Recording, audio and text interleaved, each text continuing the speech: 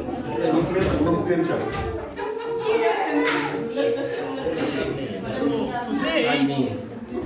we celebrate because Balaram Purnima was Wednesday, Thursday, 2 days ago. But we talk today because main celebration is today.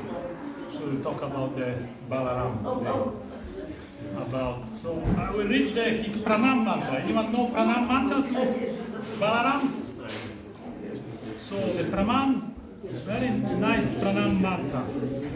Namaste-stu halagar graha, namaste-stu musalayuda, namaste revati kanta, namaste bhaktavat salam, namaste balinam sreshtam, namaste dharani dhara, pralambari namastutyam, rahimam krishna purvajam. That's a pranam mantra to Sri Baladev, which means obeisances unto you, O holder of the plough. Obeisances unto you, O wielder of the pestle. Obeisances unto you, O beloved husband of Revati. Obeisances unto you, O affectionate benefactor of your devotees. Obeisances unto you, O upholder of the earth. Obeisances unto you, O best of the mighty. Obeisances unto you, O healer of the Pralamba. Please save me, O elder brother of Krishna. So this is pranam mantra to Sri Baladeva. Baladev is the older brother of Krishna. And he's the first expansion of Krishna. Krishna is Svayam Bhagavan, Svayam Rupa. Understand. Svayam Rupa. And there is a Vaibhava Prakash, which is next expansion of Krishna, is Balaram, which is non-different than Krishna. Only the color. The difference is color. And the mood. Krishna is Bhagavan Svayam, and Balaram is in the mood of service, of serving Krishna. He does not know anything except serving Krishna. Except to please Krishna, Balaram does not know anything. But he has only one thing, how to please Krishna, how to serve Krishna. That's Balaram. That's why he expands himself in unlimited forms. So Balaram expands himself in so many forms to please Krishna. He expands as a bed, yeah, Seshashanah. Narayan, Sri Vishnu is sleeping on the Seshanah. That's Baladev. He expands himself as a pillow, as his bed, as his sandals. That's all Balaram. All is all Balaram Tattva. He expands in so many ways to please Krishna. Even his pillow is Balaram. His sandals is Balaram. Even the holy dam, whole Vaikuntha is expansion of Balaram. Balaram expands himself into whole Vaikuntha to please Krishna. Because his only mood is to please the Lord. That's why Balaram is also called Guru Tattva. So he's the original Guru, how to serve God, how to serve the Supreme Lord. So all the Gurus, Balaram manifests in all kinds of Gurus, to please how to and to teach about the service to God. That's Balaram Tattva is Guru Tattva. Teaching us how to serve the Supreme Lord, how to be the servant, how to have the smooth of the service. And Balaram has many, many names. Anyone know any name, other name of Balaram? Krishna. Other name? Dauji, Baladev, Haladar, Halatuya. So we have here 108 names of Balaram. There's 1,000 names, Sahasranam, but this is Astosara Stata. Only 108 names. So first name is Balabhadra. Balabhadra means supremely powerful and happy. That's the name of Balabhadra. Supremely powerful and happy. So that's Baladev. Other name, second name is Ramabhadra. Supreme enjoyer. Another third name is Sankarshan. Means all attractive. Sankarshan. Achyuta, infallible one. Revati Ramana, the lover of Revati. Deva, splendid, supreme, absolute. Kamapala, the Lord who fulfills desires. All the desires Balaram can fulfill. Any material desires, spiritual desires, Balaram can fulfill all desires. That's why he's called Kama Pala. Halayuda, he who carries a plug as a weapon. Yes, it's a plug. Dhritanata, master of patience and tolerance. He's very tolerant. Pralambagna, the defeater of Pralamba, the killer of Pralambasura, the demon. Mahavira, the great hero. Rohineya, the son of Rohini. Pratapavan, mighty powerful. Talanka, he who bears the insignia of palm tree. Musali, he who holds the club. Hali, he who holds the plug. Hari, he who takes away all that is inauspicious. Yaduvara, he is the best of Yadus. Bali, he who is so powerful. Shirapani, he who holds a plow in his hand. Padmapani, he who has lotus hands. Lagudi, he who holds a club. Venuvadana, he who plays the flute. Kalindi Bhedana, he who divided Yamuna. Vira, he who is almighty heroic. Bala and Prabala, very much powerful. Mahabhuja, the hero with mighty arms. Vasudeva Skala, plenary expansion of Lord Krishna. Ananta, the limitless. Sahasravadana, who he has 1,000 heads. Varuni Madan Matanga, he is intoxicated by drinking Varuni. Vasu, he is opulent. Vasumati Bhatra, the goddess of fortune's husband. Vasudeva, the son of Vasudeva. Vasutatma, the best of Vasus. Yadutatma, the best of Yadavas. Yadavendra, the king of the Yadavas. Madava, the goddess of fortune's husband. Vrishini Valabha, he who is dear to Vrishni. Dvarkesha, the king of Dwarka. Maturesha, the king of Mathura. Padmakasha, his eyes are a lotus flower. Padmamali, he wears a lotus garland. Nupuri, he wears drinking anklets. Vanamali, he wears forest garland. Kotikandar Palavanya, he is more handsome than millions of Kamadevas. Shikandi, he wears a peacock feather. Kalipriya, the master in art of war. Parameshvara, the supreme controller. Paripurnatama, he is the perfect supreme personality of Godhead. Sakshat Parama, the supreme personality of Godhead directly. Purushottama, the supreme and great personality. Sashtabhrahasyakara, the author of commentaries. Yajnika, the performer of Yajna. Shesha, Lord Shesha. Bhagavan, supremely opulent Lord. Prakritek Para, beyond the world of matter. Jivatma, he is the father of all living entities.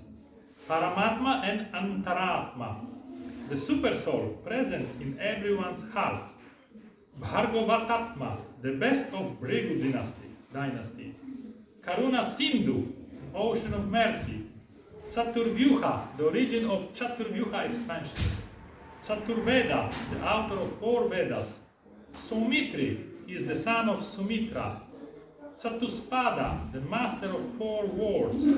Pradana is a Pradana. Kavachi, a warrior wearing an armor. Sakshi, the witness. Sangata, Sangavan, and Saki, accompanied by his associates. Asurari is the enemy of the demons.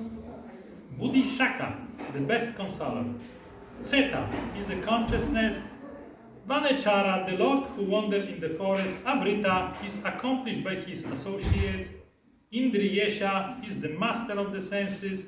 Munipriya, he who is dear to the sages. Gopati is the master of Surabhi cows. Gopisha Tavrita is surrounded by hundreds of gopis. Ganga Nasaraya, the shelter of the cows. Dhenukari, the enemy of Dhenuka. Advitiya, one without the second. Dvitiya, different from the individual living entities. Nirakara, a person whose form is not material. Niranjana, not touched by matter. Virat is the entire universe. Samrat, supreme monarch. Mahaugha, a great flat. Dhara, maintainer of all. Pralambari, the enemy of Pralamba. Tsarisnuman, the one who goes everywhere. Panindra and Paniraja, the great king of serpents. Shahasra Pana Mandita, the serpent with 1,000 hoods. Panishvara and Pani is the king of serpents. Spurti, supreme personality of Godhead who has appeared in material world. Kutakari and Chitakara, a hissing serpent. Dugdapana, a child who drinks milk. Manihara and Manidara, decorated with jewel necklace. Vrindavanala Tasarita, a boy who stays among the flowers of Vrindavan forest. Rasamandala Mandanana, the ornament of the Rasandhan circle. Mantra Visharada, an expert at giving. Sankachakra Gadadara, the holder of conch, disc and club. Bhogitala, he has great hoods. Shpura Danta, he has glittering fangs. Mahatala, he resides on Mahata Loka. Revati Chitta Harta, he charmed Revati heart. Sankachuda, he is splendid like a conch jewel. Devadatta, the benefactor of demigods. Dhananjaya, the winner of wealth. That's 108 names of Balaram. So, Balaram appears as a seventh child of Devaki. Seven, son. And Vishnu Bhagavan, he asked Yogamaya to transfer the Baladeva from the Devaki to Yashoda in Gokul. Yes. So Yogamaya transferred from the womb of Devaki to Yashoda Maya in Gokula. That's why he was transferred. And he grew up in the Rohini, sorry, not Yashoda, Rohini. He was transferred to Rohini, Gokula to Rohini. His mother was Rohini. So he grew up in Vrindavan and he did almost everything that Krishna was doing. Krishna was stealing butter, Balaram was also stealing butter. They were taking care of the cows together, so many pastimes that Balaram and Krishna performed. Taking of the cows, the childhood pastimes, then they became older, they had a different pastime of killing the demons. So the first demon, one of the first demons that Balaram killed was Denakasura. Denakasura is the demon, ass demon. So this ass demon, he lived in the Talava forest. And there was a nice fruits growing there, but nobody could go to this forest because this demon, there were so many demons in the form of the ass. And their leader was Denakasura. So anyone who entered this forest, these demons would attack and kill him. Yes. So Krishna and Balaram, they went inside this forest. So naturally, when they entered the forest, these demons attacked them. So Balaram killed Denakasura. And this demon represents the big anartha, like a demoniac quality within us. It means the us quality. It means forgetfulness of who we are. That we are not this body, we are the soul. Forgetfulness of relationship with God. So this represents us, demon. So someone who does not have the knowledge of God is like an us. He doesn't know who I am, he doesn't know who is God. This is us. The Nakasura represents this kind of demon. He does not know who is God, who am I. I am this body. The us thinks I am this body. So anyone who thinks he is this body is Denakasura. Is afflicted with Denakasura, this demon, as demon. So killing this demon, Balaram kills within us this demoniac mentality of ignorance, avidya. Denakasura means avidya, of spiritual subject matters. Ignorance means. So Balaram kills this ignorance, this demon. And There is a verse in the first sutra of Vedanta Sutra. Om Atato Brahma Jignasya. Which means now is a time to inquire about Brahman. Om Atato Brahma Jignasya. It's the first verse, first sutra in Vedanta Sutra. So because when this demon is killed, this ignorance, this avidya, then we start inquiring who I am. Now is the time to inquire about who I am and who is God. The question, who I am, what my relationship with God, who is God. This is the first verse of the Vedanta Sutra. Om Atato Brahma Jignasya. Now is the time to inquire about spirit soul, about God, about Brahman. Brahman, which means Atma and Paramatma. So when this demon is killed, this Nakasura, we start inquiring, getting knowledge, getting the jnana, informations. And when Srila Prabhupada, he installed Krishna Balaram in the Vrindavan, the Krishna Balaram Mandir. And Prabhupada said that all the jnana and all the teachings coming from Krishna, Upadesh, Krishna Upadesh. All the information, all the jnana comes from Krishna. And Balaram is one who will help us to follow these instructions. We get the strength. Balaram means strength, spiritual strength. Chit Bala, Bala. He gives us strength to follow the instruction of God. Because so many instructions in Shastra which Krishna gives. Krishna gives us instruction, Yat Karosi, Yat Asnoshi, Jai Juosi, Dadasi Yat, Yat Tapasya Kunteya, Tat Kurusha Narpanam. Means whatever you do as an offering to me. Whatever austerity you perform, you do it as a need. Whatever you give away, do it as an offering to me. So in order to follow this instruction, we need the mercy and strength of Balaram. Balaram empowers us, give us the strength so we can follow instruction of Krishna. Without Balaram, nobody can follow. So most of the people in this world they're religious, but they don't follow. They have faith, they're religious people, they're pious, but they have no strength to follow. Why? Because they need the mercy of Balaram. So Prabhupada said, that's why we worship Krishna Balaram. Because by the mercy of Balaram, by his strength, he gives us strength to follow the instructions, to follow the sadhana. For sadhana, we need the strength, spiritual strength, not material strength. Material strength is not enough. You may have a big muscle, it will not help. One might have a big muscle, he can do so much workout, he may work out. But if you ask him to do something for Krishna, he said, I cannot, I have no time to do anything. Even smallest thing, he cannot do anything to Krishna, because he has no strength. But he can do so much heavy work, so many things he may do. He may cross the oceans, mountains, to get something, But to serve Krishna, he has no strength. Why? Because we need the mercy of Balaram, the strength. Balaram is the strength, Chit Bala. So Krishna gives so many instructions, but in order to follow these instructions, we need the mercy of Balaram. And Krishna says, Bhagavad Gita, to surrender to him, Sarva Dharma Paratajam, Mamekam Sharanam Vrajam, Aham Tvam Sarva Papatyo, Moksha Ishai Masuchaha. So give up everything, is surrendered to me. Who can do this? Only one who gets the blessing of Balaram.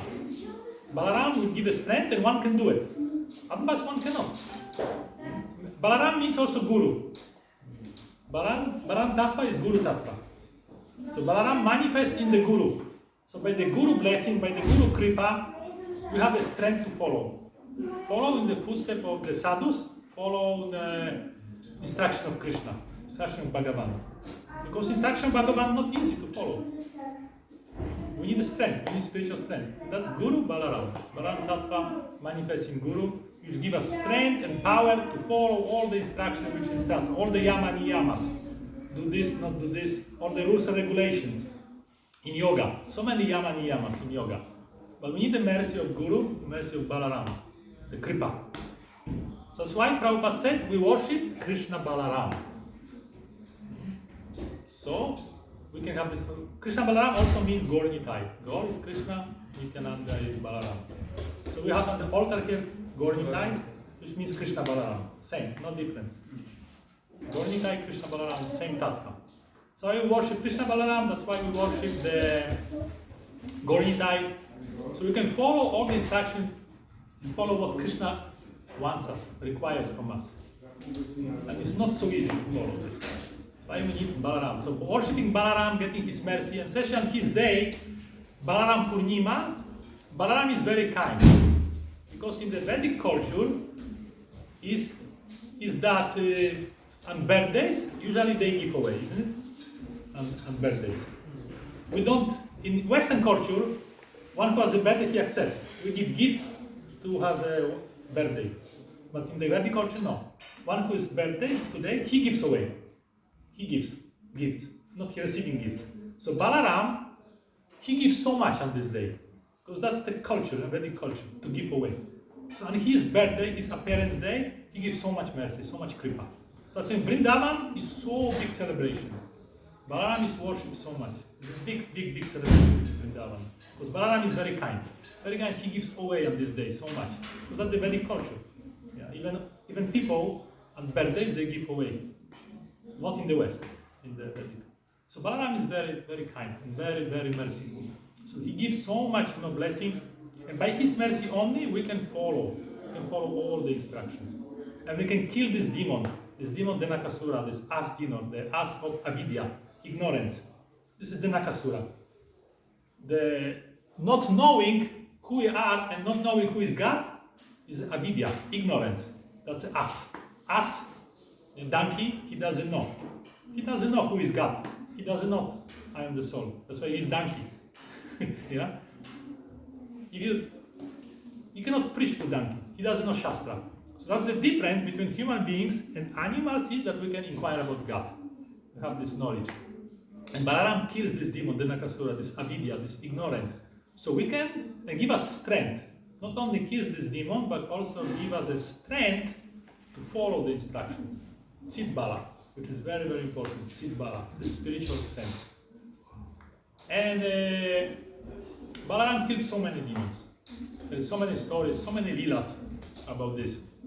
There's one interesting leela which shows that nobody can be Krishna. One day, Balaram wanted to be Krishna. He wanted to be Krishna for one day. So he asked Krishna, please give me your flute and the peacock crown. I want to be Krishna for one day. So Krishna said, okay. He gave him his flute, his peacock feather, they embraced together, and Balaram started playing his flute. And around Vrindavan, he was running around Vrindavan playing flute, Krishna, Krishna, Krishna in ecstasy, dancing. He was like identifying with Krishna. He wanted to be Krishna for one day. So what happened? At this time in Mathura, Kamsa, he called Keshi demon. He called Keshi demon and said, go to Vrindavan and kill Krishna. And then Keshi demon asked, how Krishna look like?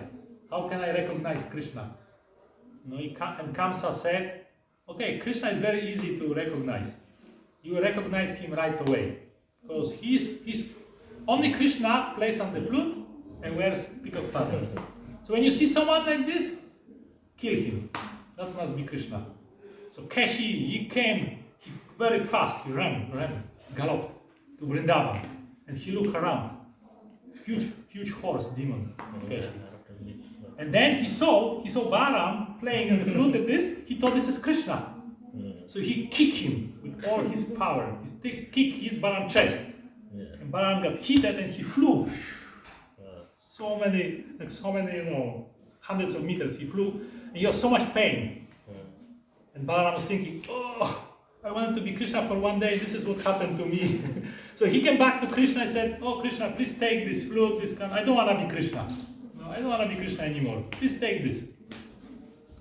So and then Krishna took his flute, of course, and then he got feather, and he went to Vrindavan, he met the Keshi demon, and then he killed the Keshi demon.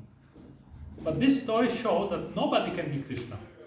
Nobody can be Krishna. Even Balaram, who is first expansion of Krishna, is a Vaibhava Prakash. He cannot be Krishna even. Only Krishna can be Krishna. Nobody else. Only Krishna can be Krishna. Nobody can pretend to be Krishna. There's so many people tried to be Krishna, yeah, but they all got destroyed. Nobody can become Krishna. Krishna is one only. Is Swayam Bhagavan, Swayam Rupa. Swayam Rupa means his original form, Vrindavan form, and there is also Swayam Prakash. Swayam Prakash is the forms of Krishna which manifest during the rasa dance. There are so many gopis, so Krishna expands himself. This is his own form, Swayam Prakash. This is also Krishna. Swayam Rupa, Swayam Prakash, and next expansion is Vaibhava Prakash, which is Balaram, in the mood of serving Krishna. And from Balaram comes all other expansions like Chaturvyuha, Narayan, Sankarshan, Pradyumna, Aniruddha. All this expansion comes from Balaram. And they expand the whole universe. All this universe they expand. And Balaram also killed another big demon called Pralambasura. Anyone know Pralambasura? Heard the story?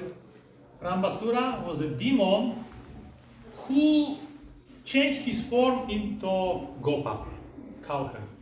He looked like a Gopa, like Krishna's friend.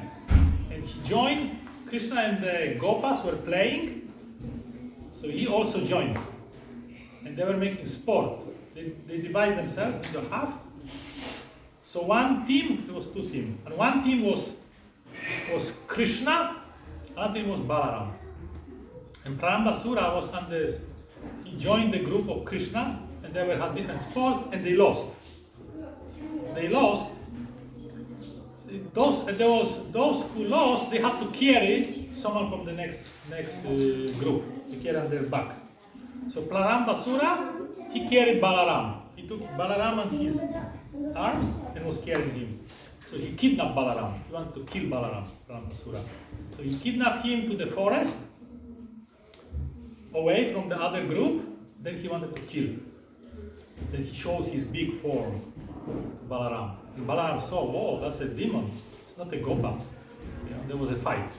Of course, Balaram killed this demon.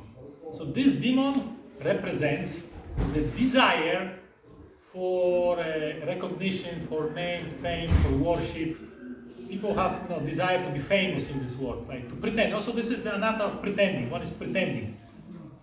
One pretends someone who is not. He's not. He's pretending someone big. So that's Pralambasura. He was pretending to be a Gopa. He was pretending to be a Krishna friend. So many cheaters. So this Pralambasura represents cheaters. So Balaram also kills this cheating propensity to cheat others.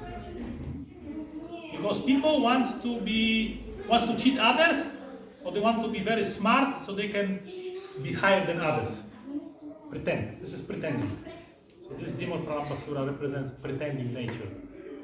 To be someone that I am not. So Balaram killed this demon. Another demon that Balaram killed was Bal, Asura, in the Naimashiranya. Naimashiranya was living, he was disturbing the sages. They were making yagyas, and they were disturbing their yagyas, their sadhana. So Balaram, when he was traveling, they asked the sages, rishis, mahamunis, they asked Balaram to help them. So he killed this demon too. He killed this demon to help the sages. And then also there's another demon, very big demon, Dravida gorilla. It was a monkey, big monkey demon. And this demon, he's from Ramayana. He was serving Ram in the army. He was fighting against Ravan. So how come he's a demon now and attacked Balaram? Because he made offense to Hanuman. He offended Hanuman. They was in the same army. Dravida, Hanuman, and all the monkeys. They were fighting against Ravan. But this demon, he offended Hanuman. There was some disagreement between him and Hanuman. So because he offended great Bhakta, Ram Bhakta, Hanuman, he became a demon, Asura. He changed into Asura, although he was a Bhakta. It is said, one who commits offenses, sadhu ninda, offend the sadhu, he will turn into demon, Rakshasa. He can become Rakshasa by offending. offending sadhus, one becomes Rakshas in this life even, or next lifetime. Or for many lives, you have to be Rakshasa. That's the punishment for offending the sadhus. Like this demon, Dravida, he offended Hanuman, and he became Rakshas, Vikasura.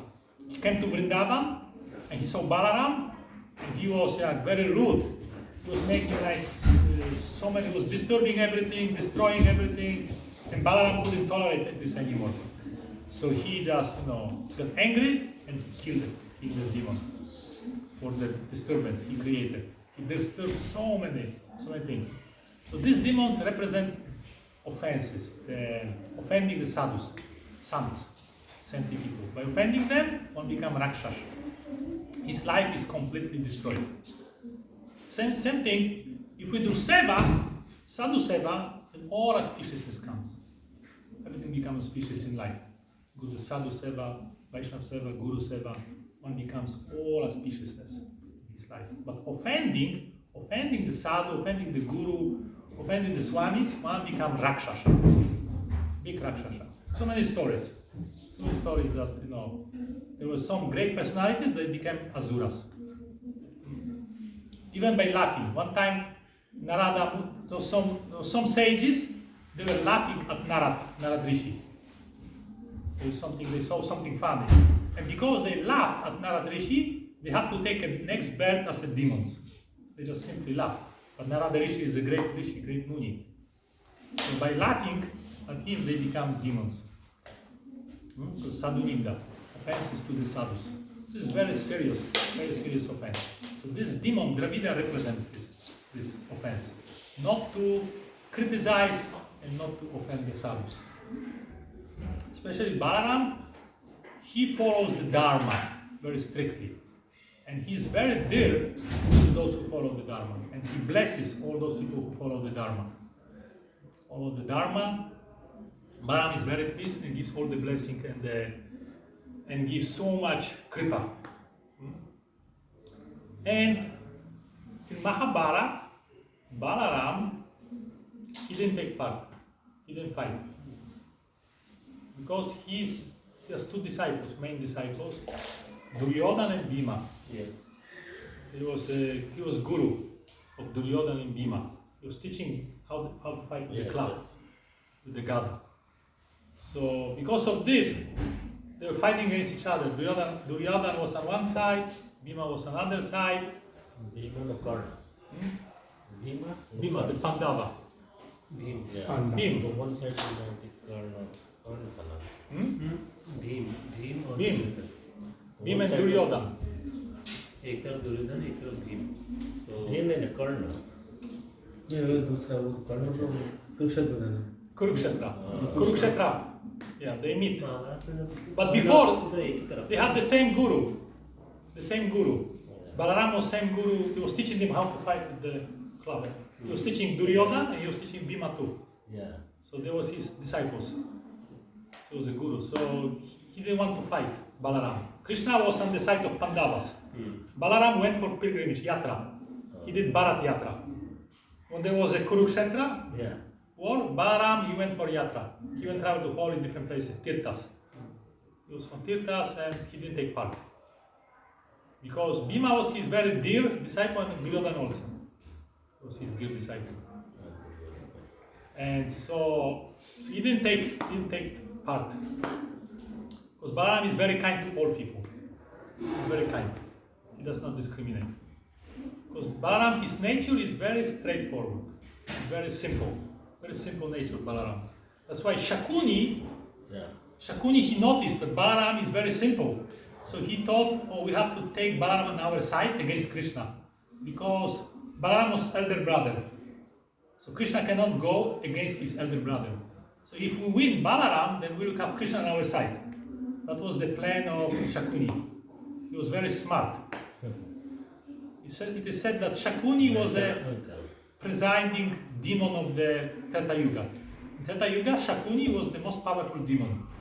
He was a presiding demon. Because he did so many, so many confusions. Yeah, big politician. Big politician, yes. So he was very smart, materially speaking, and he saw Balaram is very simple. So he make a plan. Duryodhan, you go and make sure Balaram accepts you as a disciple. So Balaram is very simple. He bowed down to Balaram, Duryodhan, give flowers, everything. And Balaram was, he was very simple-hearted, Krishna is very diplomatic, very smart. When Krishna speaks, nobody can understand. He has so many meanings. But Balaram is very simple. Whatever he says is exactly. Very simple. That's also nature of the sadhus. Sadhus like children. They're very, very simple. Because that is nature of Balaram. Because Balaram is original Guru Tattva. So sadhus are very, very simple, and we can say almost like a naive. They believe everything, almost like Balaram. He also. So Shakuni noticed this quality of Balaram. So he make a plan, send the Duryodhan to become his disciple to make more confusions. But of course, Balaram can never go against wishes of Krishna. Although he was, Duryodhan was his disciple, but still, Balaram decided not to take part in this during the war. And Balaram left for Yatra. There was a war, of course. Bhima, he killed all the sons of the Dhritarashtra. Single-handed. He himself killed all 100 sons. Yes. Bhima. Also, he killed he finished the Duryodhan. Because Duryodhan's body was invincible. Yes. His body was invincible, Duryodhan. So Bhima, in order to win, he had to hit below the belt. Yes. Because all his body up to the belt was invincible because of his mother. Yes. His mother, the name was Gandhari. Yeah. Gandhari. Yeah, Mother Gandhari. She asked Duryodhan to come to her naked. Yes. Come to her naked. Yes. Because he wanted to look at him and then give the power to eyes. Because she did so much tapasya. Her eyes were closed. So just so much tapasya, just so much power, Shakti. Yes. But then I think Krishna told him, why are you going naked? It's not against Vedic culture. You have to put gamsha. Go to how can you go to your mother naked? Because Krishna knew what the plan was. Yes. So he put the gamsha, he went to see his mother, and when she opened her eyes, she saw, he said, why did you put gamsha there? He said, all your body will be invincible. Yes, You cannot be killed, except Yes. So otherwise, Bhima could not win. That was special plan of Very Krishna. good politics in Krishna. Yeah. So that's why Bhima could kill Duryodhan and win the battle. It was a special mercy. And Balaram, being very, very simple nature, his original Guru Tattva. All the Gurus, they have these qualities, very simple. And they are very powerful at the same time, because they are empowered by Balaram. Balaram is present in their bodies. Balaram Tattva. Guru Tattva. Guru Tattva is Balaram Tattva. Because Balaram, he only thinks how to please Krishna, no other desire. He has no other desire how to serve Krishna. He comes sometimes as a younger brother, as a Lakshman. Yes. Sometimes as an elder brother he comes. But when he came as a younger brother, Lakshman, he couldn't serve Ram as much as he wanted because he was limited by his relationship. He was younger brother. He cannot fulfill all his desire to serve because he had to listen to Ram. Whatever Ram said, because he was a younger, he had to do this. But he wanted to serve more, do more service. But because he was younger, he couldn't. And he always listened to Ram. Whatever Ram asked him to do, he would do. And he was always happy, except one thing. There was one, when the Ram asked Lakshman to take the Sita away to the forest, drive her to the forest. So Ramachandra asked Lakshman, you take the Sita from palace and bring to the forest. So Lakshman was very hard. His heart was very hard to do this. And Krishna only, if he was an older brother of Ram, Ram would not be able to ask him, give this order to elder brother. He could give this order to younger brother. Because Lakshman was younger. So he could give this order. So Lakshman was thinking, next time I will always appear as an older brother. So I won't have to listen to such orders. So next time he came as an older brother, as a Balaram, and as a Nityananda, also older brother. Because he, as a Lakshman, he said, oh no, from now on I will appear as an older brother of Vishnu. Because as an elder brother, I have more opportunities to serve. Yeah? More things I can fulfill my desire to serve. Because Krishna always follows the etiquette. Krishna is famous for following the etiquette. Whatever etiquette, we have this, Krishna perfectly follows. Like someone who is older, he treats him as an elder. He respects this. Like Krishna spoke Bhagavad Gita to Arjuna, because Arjuna was younger. When Yudhishthira asked Krishna, can you speak Bhagavad Gita to me? He said, no, you are older than me. It's not appropriate. Yeah? Not appropriate for Krishna. Or Krishna is Bhagavan, but he follows the etiquette in this world. To give us example, we should always respect the elders. Like our parents, our grandparents, the elders. Always, even Krishna respects. Yudhishthira was older, so Krishna couldn't speak Bhagavad Gita to him. Because it would not be appropriate. He spoke this to Arjuna. Arjuna was younger. Although Krishna is the oldest, yeah? He's the original Adi Purusha, Adi Deva. He's the oldest of all. But still, he follows the etiquette, the rules in this world. By following this, he gives us an example. So Krishna always follows this etiquette. And so when Lakshman was younger brother of Krishna, so he wanted to become older so that he can serve more. And Krishna, he can serve Krishna to his full satisfaction. Because as a Lakshman, he wanted to do so much seva, but he couldn't do. Because he was restrained. But as he came as a Balaram, he could perform as much seva as he wanted with Krishna. So many things he could do. In this way, Balaram, when he was here on this planet, he served Krishna in so many ways. He massaged his feet. He was protecting the cows with Krishna. They were stealing the butter from Krishna. They were fighting demons together. So many pastimes, so many lila Balaram did.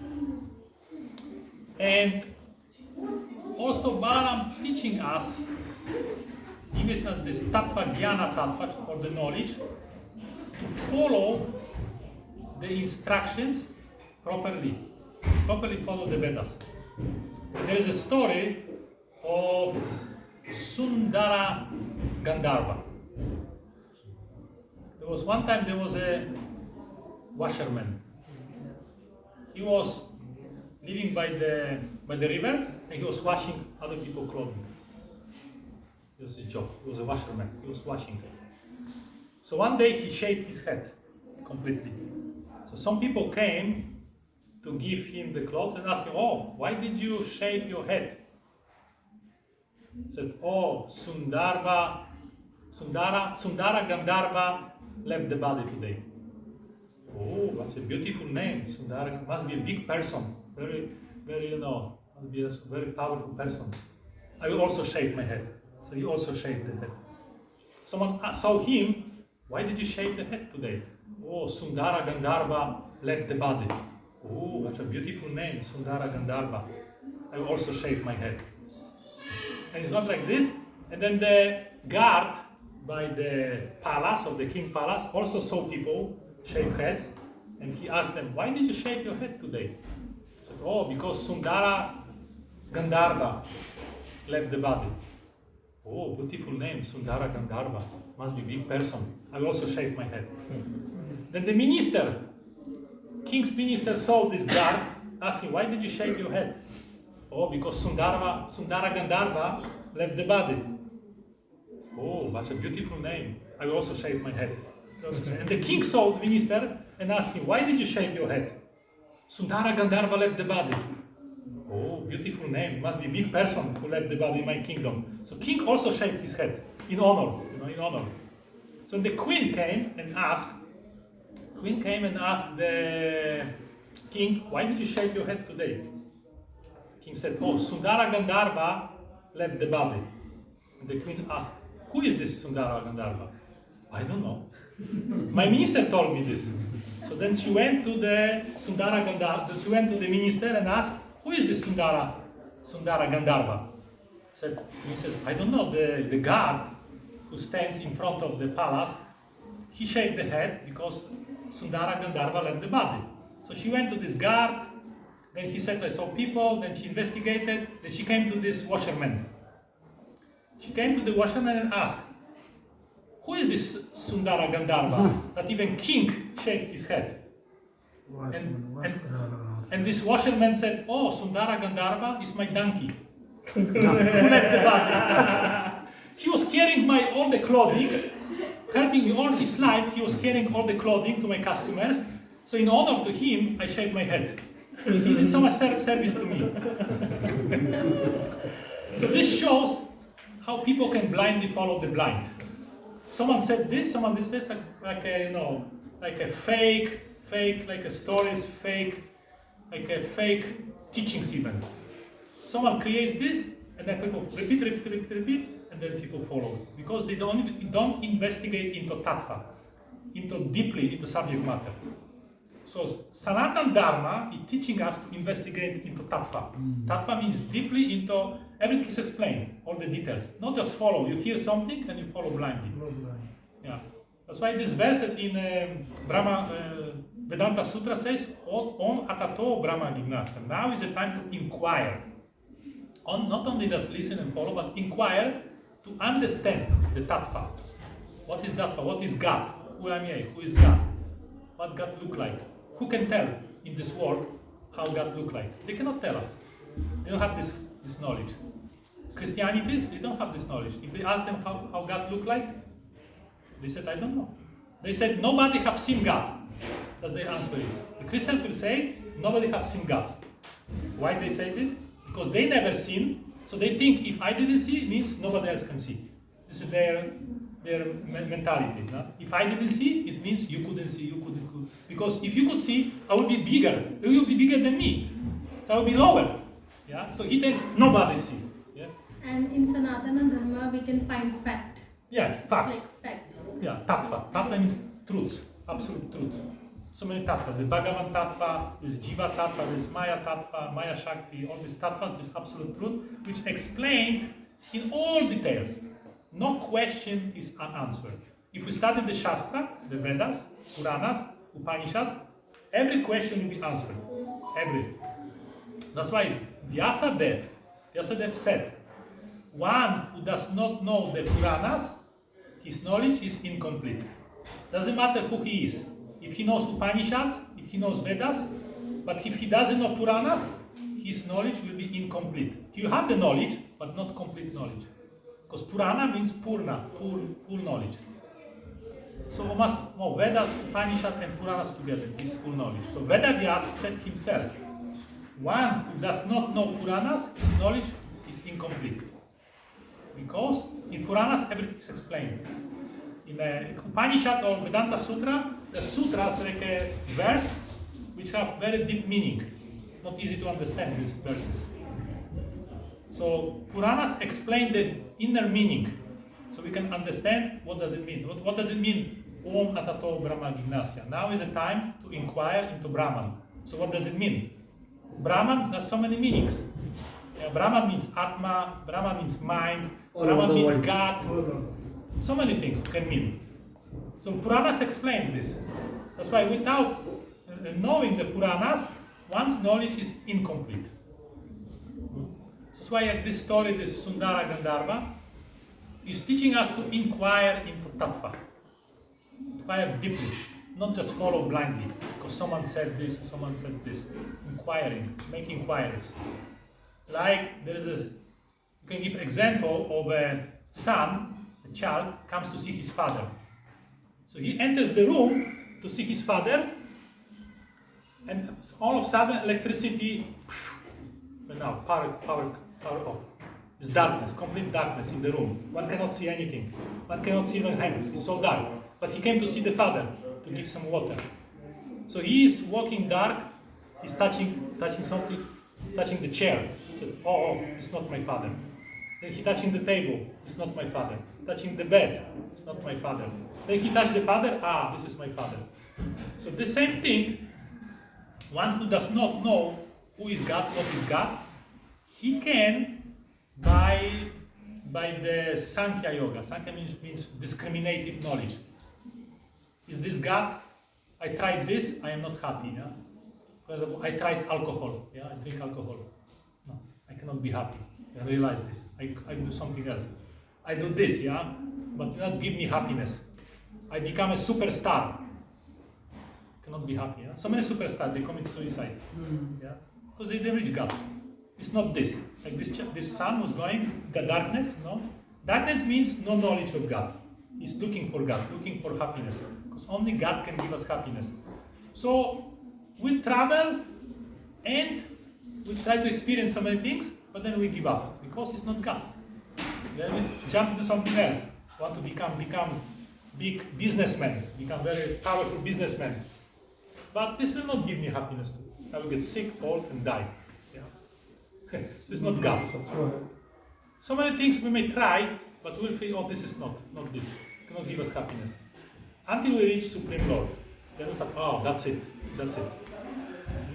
Because the soul, the Atma, is such a way that only Bhagavan has power to satisfy the Atma, nobody else.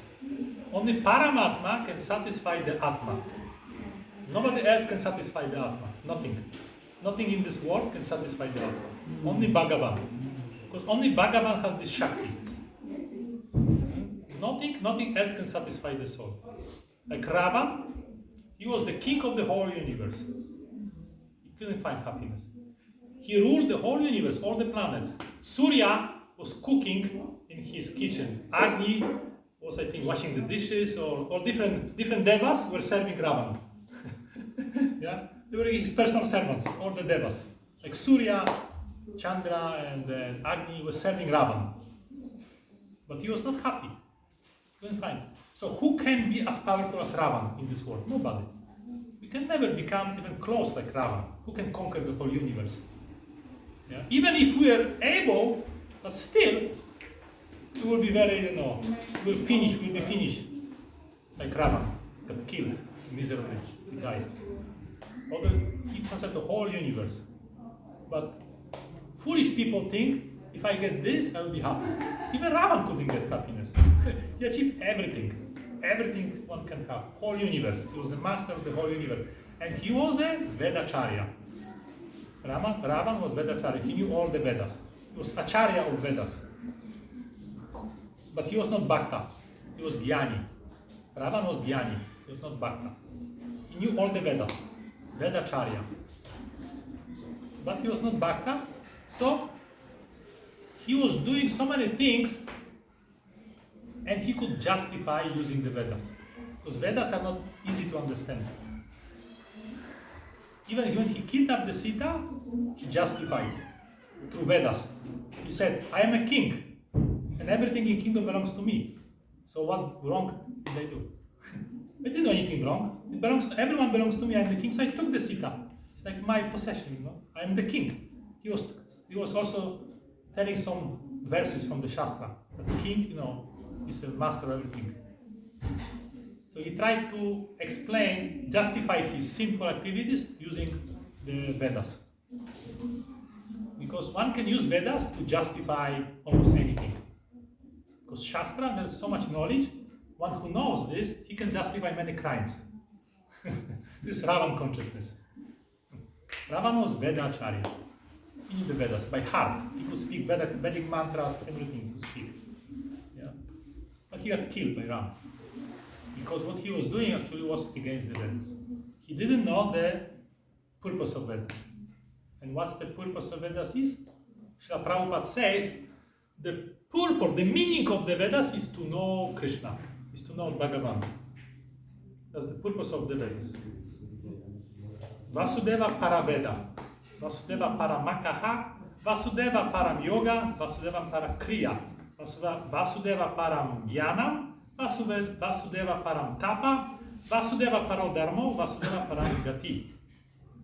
Vasudeva, seven of the Vedas, the The Vedas are meant to know Vasudeva. Is the goal of Vedas.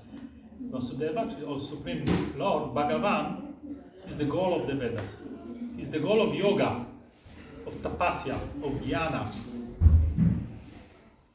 The reason to do tapasya is to know Bhagavan. Or to do meditation, dhyana, is to get to know Bhagavan. This is all these things are helping us. Because Bhagavan is the ultimate. And all this we get by the blessing of Balaram. Because Balaram, he is the original Guru Tattva. He must give us all this knowledge, how to serve the Lord. Not how to become the God. Balaram does not teach us how to be God, but how to serve God. Because nobody can become God. So Balaram Tattva, Guru Tattva give us all these instructions and all this knowledge, so inquire into these tattvas deeply, to understand. Everything understand. What's the meaning behind? What's the meaning, for example, what's the meaning of worshipping the deity? Why we worship the deity? Yeah? The Shastra says the Murti, yeah? Why we worship the Murti? Like some people, they don't understand Murti worship, Archa Vigraha. Why we worship the Archa? Nobody is allowed to worship the Archa Vigraha outside of Sanatana Dharma. Only in Sanatana Dharma there is a worship of Archa Vigraha, because it's bona fide. All are not qualified. They have no qualifications. The Supreme Lord didn't give them qualification or knowledge to worship the Archa Vigraha. Only in Sanatana Dharma there is worship of Archa.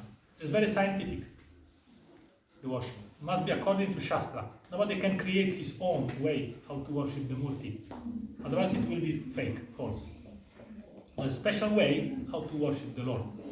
And this is passed through the Guru Parampara, which comes from Krishna, all this knowledge. It's not man-made. Not that someone decided I will worship the Archa today. And the Guru of Archa Vigraha is Narad Rishi, Narada Muni. He has written Narada Pancharatra, how to worship the Murti, how to worship the Lord in the form of the deity. Narada Rishi is our Guru in worshiping the Lord. And it's all Shastra describing this. Because only in Sanatana Dharma, because they have this Guru Parampara Sampradayas, which teach us how to worship the Lord. Like all other religious paths, they don't have a Murti worship. Because they are not allowed. They're not allowed, so better if they don't worship. Yeah? Better if they don't worship, because they don't know how to worship, they have no knowledge. So better if they just worship, some kind of imaginary God, like impersonal energy. Most of the people believe in the Supreme Lord is an energy. This is universal for everyone. Anyone can worship Brahman. Yeah? There's no restriction in that. But Murti, no. Not everyone can worship Murti, because Murti is very personal. It's a personal thing. Like not everyone can come to the king and serve the king. Yeah, it's a personal thing to serve the king. But outside the kingdom, so many things you can serve. Serve the king, but outside the kingdom. Do some kind of service. Like a cleaning, they can clean or work for the government.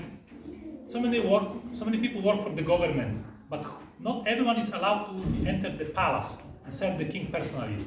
So Murti worship is like a person is serving the Lord. Not everyone is allowed. It's a special privilege to worship. That's why it's only you have to be in Sanatana Dharma connected to Guru Parampara, according to Shastra, not by some imagination.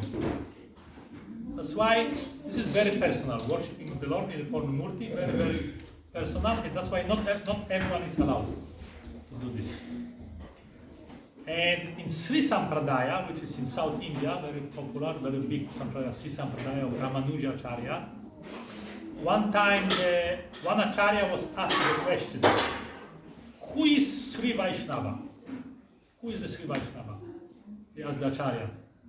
And Acharya said, Sri Vaishnava is one who knows that the Murti in the temple is no different than the Lord in Vaikuntha.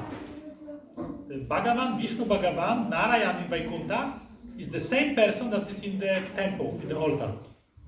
It's not different at all.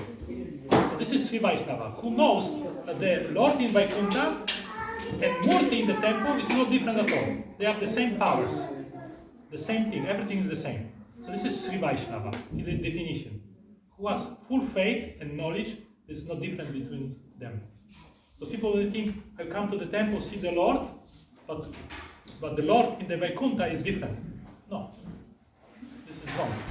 They're exactly the same. This is Archa Vigraha Avatar. This is avatar of the Lord for us here in this world. Because we cannot go to Vaikuntha now to serve the Lord. Yeah, we don't have, but Lord comes here in the avatar form as an Archa Vigraha to accept our service. Yeah? So he's so kind, but we are not able to go to Vaikuntha to serve. But he manifests himself as an Archa Vigraha, so accept our service. And it's no difference if we serve in Vaikuntha or serve here. Not different at all, in Tattva. The difference is for us, when in Vaikuntha you're in ecstasy. But here it's very painful everything, very difficult, I'm tired, I'm sick, I'm this, I have so many problems. But Vaikuntha, no, that's the only difference. But in serving there is no difference.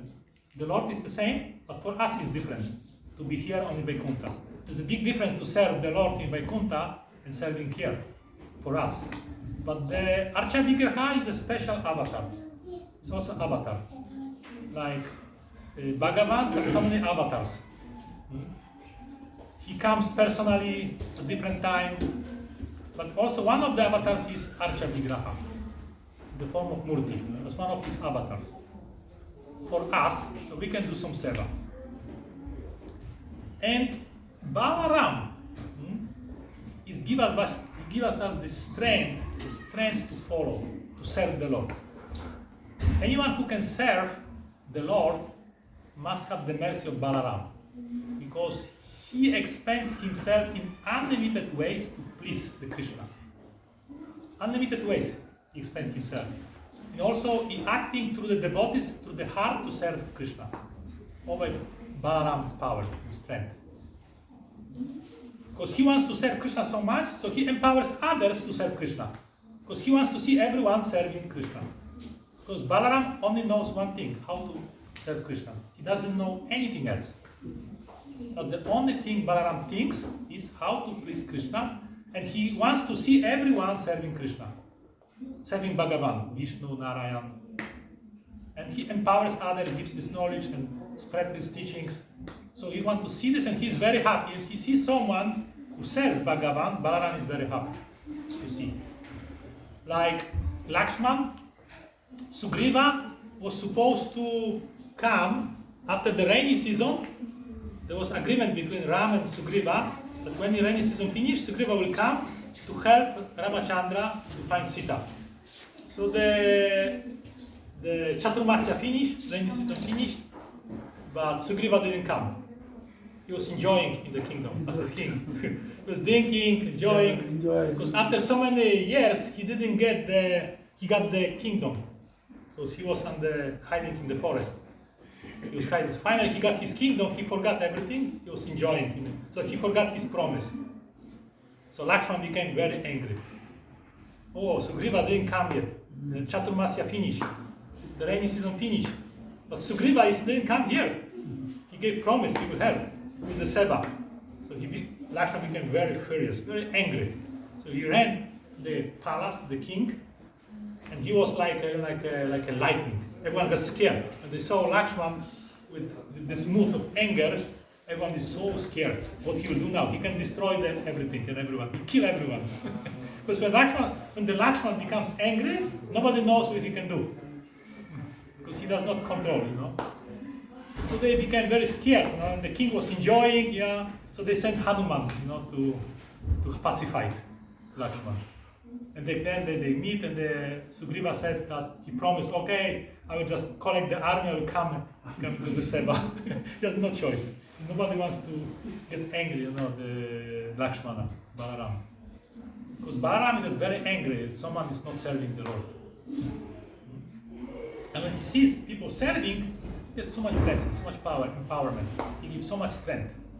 Because all the strength comes from Balarama.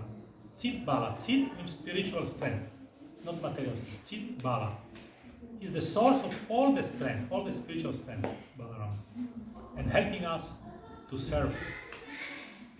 As Balaram Tattva is very important Tattva. It's a Guru Tattva. Balaram Tattva is Guru Tattva. Very important. Balaram manifesting the heart of Guru and teaching everyone else to spread. So it's very important Tattva, Balaram Tattva, to know this Tattva. Anyone has any questions, comments? We have a few minutes left before the Artik about Balaram. Anything? Anyone knows more stories? Balaram stories? Yeah, there was this one question which I was having. Yes. Balaram didn't participate in Mahabharata. Yes. Did. Because he had two disciples, like I said before, Duryodhan and Bhima. He was a guru of disciples. He didn't want, they were fighting against each other. So he didn't want to take part. Because Krishna was on the one side of Pandavas, and Duryodhan was there, and Duryodhan happened to be his disciple. So Guru has, always wishing well to all his disciples. Even the disciple is a demon, Asura, but Guru always has this wishing well to all his disciples. So he didn't take part in Mahabharata, he just left for Yatra, for Bharat Yatra, Tirtha Yatra. He went to holy places, visiting. Also show us example to instruction that if there is some kind of dilemma, best way to go for Yatra. Some problems, we don't know what to do in life, okay, go for Yatra. Go to holy places. And I would like to add one thing. If people think that to find God is very hard, like how to find God. So I just got some things from my guru that if you want to find God, so you need to go towards that person who is just connected to the God. For example, Guru. For example, Tulsi. Yeah. Yes, for example, chanting. So if you really want to find God, so you need to just go to the closest person or thing who is just close to the God. So you can really find God. Yes. It's like a chain. Yeah. You will go and then you will go to the God. You can find the God inside yourself also. It's different. Yeah. It's different thing, but I'm just telling outer thing. By meeting someone who is connected, he will inspire to look. He will inspire you to find God within yourself. Because how can you know there is a God within yourself at the beginning? We don't know that there is a God within us. Yeah? Someone is in ignorance, avidya, they don't know where to look for God because God hides himself in the heart. And everyone looking outside. We're looking outside for something that is inside. We can never find. And for example, kirtan. If you are doing kirtan or listening kirtan, so you can easily find God inside even you. Yeah. It's like Otherwise, you need a guide who can guide you, like a guru. Yeah. He can guide you to how to find blessings. a God in yourself. Yes. Yeah. Because this is like a virus, Someone has a virus, you come to him, you get the virus too. So someone has a bhakti or has this knowledge of God, when you come to him, you also get this infection. Yeah. It's like a virus, But this virus is a good virus. It's a happy virus. It's not a bad one. It's the best virus. It's the virus that once you get it, will never leave you. It's a transcendental virus. Once you swallow it, no matter what you do, this will always stay with you. No, cannot get rid of it. Because it's absolute truth. So if someone has this virus, we come to him, he'll infect us with this virus. And this virus may take some time before it develops. It may not right away develop in us. Because it takes time. Depends on the person. Like there was one guru, he had many disciples. Some disciples stayed with him for 30 years. And the new disciple came, and after 1 week, he said to this disciple, you can go and open a new temple. So everyone was surprised. This new disciple, only 1 week here, why Gurudev sent him to open temple? We are with him for 30 years, and he didn't ask us to do anything. So they asked the Guru. And Guru said, because you are like a wet wood which wet, not dry. When you put wet wood in the fire, it takes a long time before it catches the fire. Because so much smoke, so much, the juice comes out of the wood. It takes a long time before it becomes fire. But he came as a dry wood. With dry wood you put to fire, right away it becomes ignited with fire. So you are like a wet wood. It takes long time before you catch the fire. But he came here only 1 week, but he was already dry. Dry wood means he was already purified. So right away he caught this fire. That's why I sent him, because he's ready now. He's full of fire. You know? But for you have to stay longer. It's like a wet wood, you know, wet wood, which means so many sinful activities, anarthas, so many, you know, apparatus. It takes long time before the fire catch the fire. Because when the wood is dry, right away, like the hay, yeah, the hay, one, what do you call this? One Peace. not piece from fire, spark. One spark, the hay, big fire comes. Yeah, only one spark. But if the hay is wet, you know, so much fire you need to start the fire. Same thing with the self is purified, the heart is purified. When you meet the guru, right away everything happens. But when one is not so purified, it takes longer. Depends on the person, depends on everyone. Takes step by step. So everyone is different. We have different conditioning, different lifetimes, different previous lives. So many lifetimes we did so many things. If we did in previous life, we did sadhana, we're doing worship, bhajan. So this life will be much easier for us. But if we didn't do anything, so this life will be very difficult. Yeah, we take more time for this virus to spread in the body. It's happy virus. It will take longer and longer, you know, till fully develops. It takes time. You know? All depends on the, you know, on the person. So everyone is different. Different conditioning, different knowledge. We have a different, you know, desires, different blessings and curses. Everything takes. Someone got a curse. This curse can last for 100 births.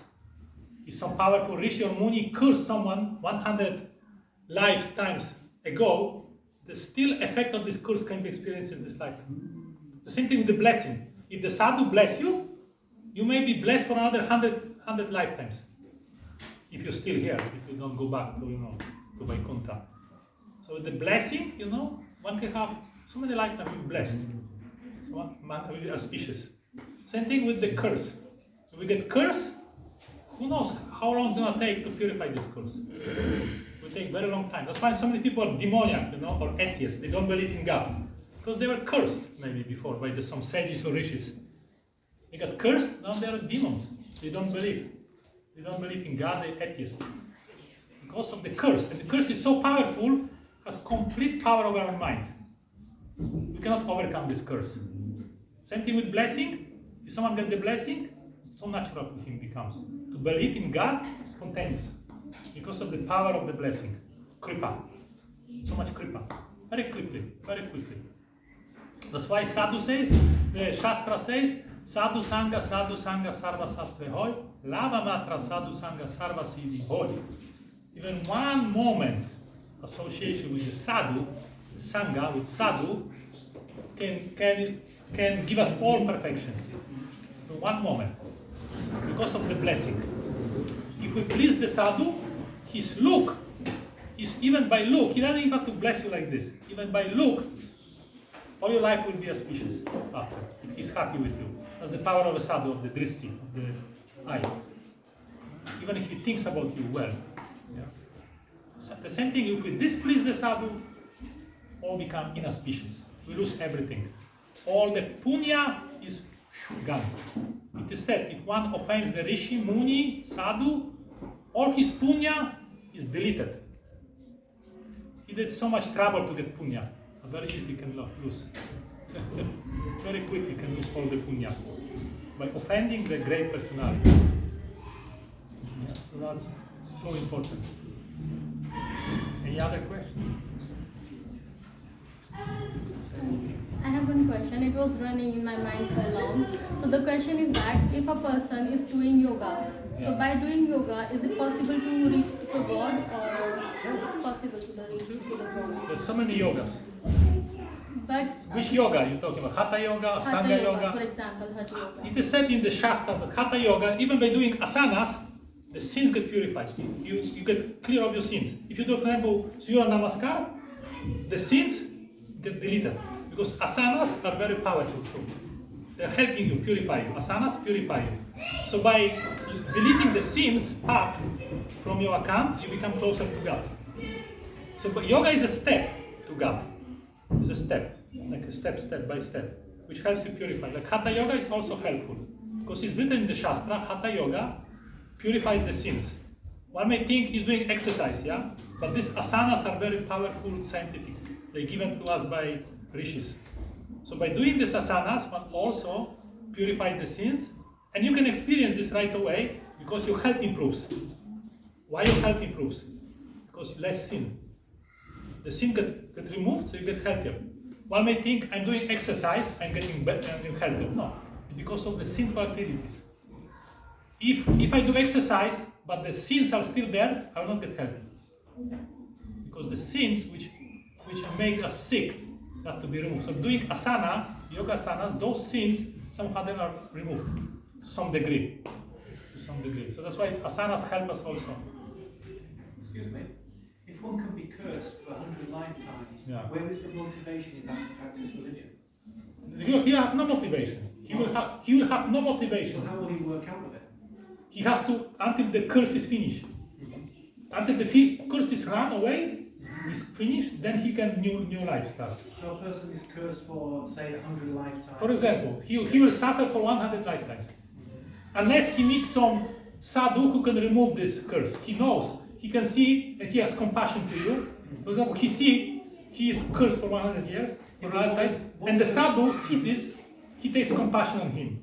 So he can do something to shorten this. But what is the basis for a human being to curse another, a spiritually advanced human being to curse another human being for 100 lifetimes? There is so many reasons for this. There is so many in Shastra. You have so many examples of great rishis and munis cursing others. The cursing to become the stone, for example, stone or the tree.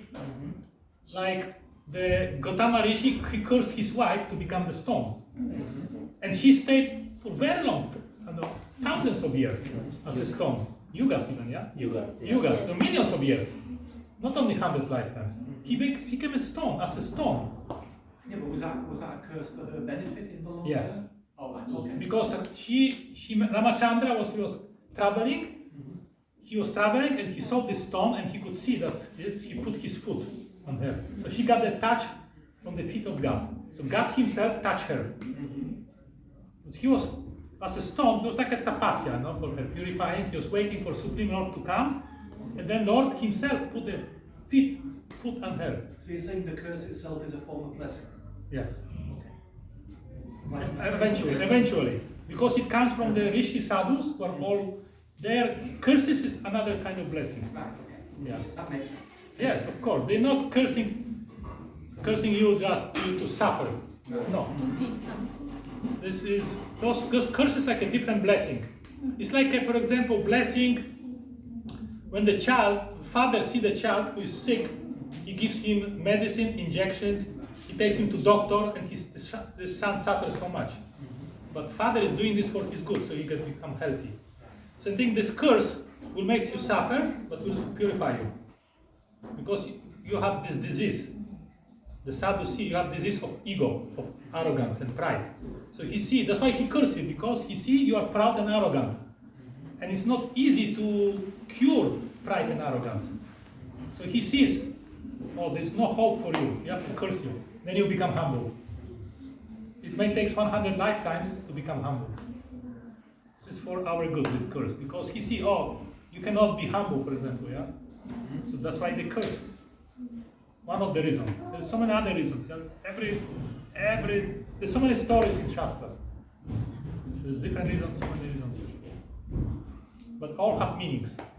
There's a meaning behind. Not like used without the mind, like whimsically. It's not whimsically done.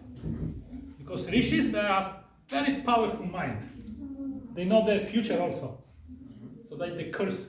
Actually, it's Paramatma who cursed through rishis. It's not the rishi himself, it's Paramatma. That's why these curses are so powerful. Yeah. So there's always meaning behind. It's not empty. It's the same the blessing too. The blessing is so powerful. You get blessed, your life is completely, auspicious, everything, because you have the blessing. Everything will well in your life. Going. This life, next time, all will be good because of the power of blessings. So saying Vedic culture, they stress everything on blessings. From the very early beginning, the children pay obeisance to the parents to get the blessing. For what? For blessing, yeah, to elders. They are taught how to respect elders from very early. The children respect others. In the Western country, no. In the Western country, they don't respect father, mother. They're 18 years old, they leave. Bye-bye, bye-bye. They don't care. There's no culture. But Vedic culture is to respect the elders. Why? Why respect the elders? To get the blessings. They get the blessing, their life will be auspicious. They start from their parents, they get it from the teacher, guru, other. They have this culture of respect. From elders get the blessings. That's a Vedic culture. Because everything is from blessing. Like the question was asked, what is the highest gift one can achieve? Or what is the highest gift one can give? What is the highest gift that one can give? Anyone know the answer? Eh? Yeah?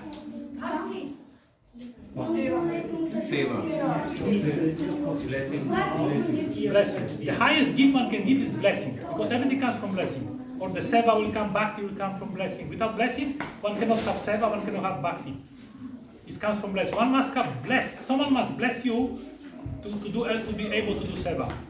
Someone must have blessed you to have bhakti. Someone must have blessed you to have knowledge. Maybe it was your parent, maybe it was your mother, maybe it was your father, maybe it was some elder, Someone blessed you because maybe you were a child, yeah? You touch your feet of your father or mother, you get blessed. So this blessing will create more blessing and more blessings. That's why we get, the blessing is the highest gift one can achieve or give.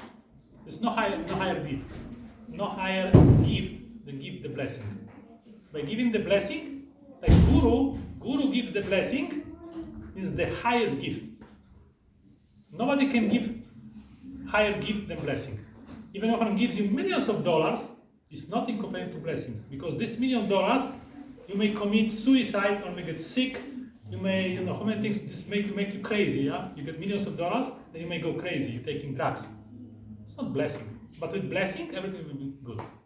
So there's nothing higher than blessing. The Vedic culture is always to get blessing from the very beginning of childhood. It's the culture. They taught you bow down to a parent, you bow down to guru, and they teach you. In the West, no. There's no culture of blessings. They have not this culture of respect. So they don't have blessing. They're not blessed. They're cursed. In the West, people are cursed. More or less. Yeah. They're cursed because they don't respect father and mother from the beginning start. If they don't respect father and mother, they don't respect guru. They don't respect God. It comes from the very beginning, They have no respect. In the Western, people have no respect to guru. They disobey the guru. They doubt, because from the very beginning they were not taught how to get the blessing. But Vedic culture, small child, is taught how to get the blessing from elders, because this is the highest gift one can get, blessing. Nothing is higher. Without blessing, nothing we can do. We cannot be successful in anything. In anything, to be successful, you need the blessing. Like even in school, you have to go to teacher, and you have his blessing to learn. You have to study well. The teacher is pleased with you, it's blessing, kind of blessing. Then you will advance in studies. But if you disrespect the teacher, you have no blessings. With any material, not to speak of spiritual, even material knowledge. It's all about blessings. All spiritual life is all about blessings.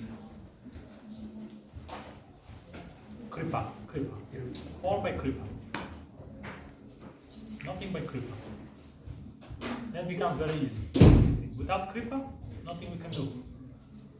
That's why yatra also is important, because you get Kripa. So many holy places, you go visit, you get Kripa. You get Kripa from the Tirtha from the sadhus who live there, from the Murti, pilgrims. So much Kripa there in Tirtha. That's why Balaram went for the yatra. He did yatra. Because yatra means Kripa, blessing. So much blessing is there, you get. The holy places are very powerful. That's why So Yatra is very important, holy places, because this is the place where the Kripa is, where the blessings are. You get the blessings there. One time, I remember, long time ago, I was so sick. I was very young, like 20 years old. I was so sick that I was feeling like I am 80 years old. I was feeling like I'm 80 at 20. I couldn't even walk by the stairs. To go by stairs was so difficult. Oh. I was living in the temple. The president asked me to nail something, a nail in the wall. I couldn't even lift the hammer. Like to put something, I have no strength. I was like a fatigue, you know? Like I was very tired and fatigued, no strength. I was feeling like I'm 80 years old or more. No strength to do anything. Even to like bow down and get up, like someone was sitting on me. So I went to doctors. The doctor said, we don't know what is this. We don't know why you know. Tired all the time. No power. I don't know. No medicine, nothing. I was thinking what to do, no? I feel like old, 8 years old. So I think I go to India for yatra. So I came to India and I was running in Himalayas. I had so much power and strength, I started running. I went to Yamunotri, Gangotri, Kadarinath. I got so much power and strength, all of them left. I was for so many years, few years, I was sick, like 8 years old. I had no power and strength, couldn't even walk stairs. I went to India, holy places, I was running Himalayas, like so much power and strength. And everything disappeared. It was the power of the tirtha, of the holy places. So much blessing there. So it's my personal experience. Like, doctor said, we don't know why you're sick, why you tired all the time. But the holy places, everything disappeared. Like, tirtha, blessing, kripa. Especially in India, the tirthas are very powerful. They have so much shakti. The Shakti Pit. So many. Vrindavan, Mayapur, Janatpuri, like so many holy places. Thousands and thousands of holy places there. And these holy places are millions of years old. They've been worshipping there for so many worship. There's so much power there because the regular worship there. It's not a ordinary place. Here in Europe, one place, if they worship for 50 years, is very old, 50 years they worshipped. But in India, for thousands of years, the temples keep worshipping there. So it's so much Shakti there, so much power. Yeah.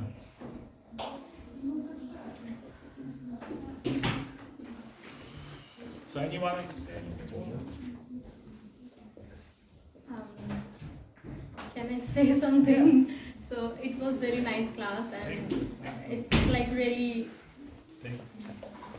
Balaram Kripa. blessful. Balaram Kripa. Balaram is very kind. So you could say something. We have a program now. We have an Artik, and then we have a Maha feast, Maha Prasadam, Jagannath. Jagannath. Today Jagannath very appeared on the altar. Yes. So we have Maha. Prasadam is not some blessings. Jagannath is so kind. He gives us blessing through Prasadam. By eating prasadam, we get all the blessings. Very kind. Especially in Jagannath Puri, they have so many preparations there and so much prasadam is there. It's very famous, Jagannath. Hey, Hare Krishna. Hare Krishna.